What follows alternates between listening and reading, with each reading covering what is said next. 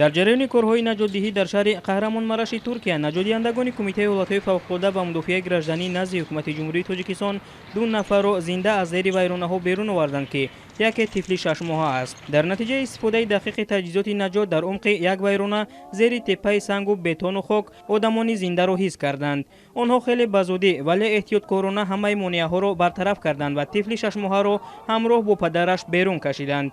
ин 2 нафар зери вайронаҳо муддати 6 рӯз зинда монда буданд. падар ва фарзандро ба беморхона интиқол доданд.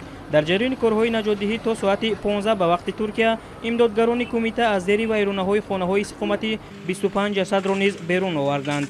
хотиррасон мешавем ки якбора пас аз расидан ба Туркия наҷотдиҳандагони Кумитаи ҳолатҳои фавқулодда ва мудофиаи гражданӣ назди ҳукумати ҷумҳурии Тоҷикистон амалиётро дар минтақаҳои аз зилзилаи шадид зарар дида шурӯъ намуданд. корҳои ҷустуҷӯии наҷотдиҳиро имдодгарони тоҷик дар вилояти Қаҳрамонмараши Туркия идома медиҳанд. бояд гуфт ки қаблан бо супориши асосгузори сулҳу ваҳдати миллӣ пешвои миллат президенти ҷумҳурии Тоҷикистон муҳтарам Эмомалӣ Раҳмон ба зарардидагони зилзилаи шадид дар ҷумҳурии Туркия дар ҳаҷми наздик ба 100 тонна кӯмаки башардӯстона аз ҷумла либосу пойафзоли зимистонаву хайма фиристода шуд.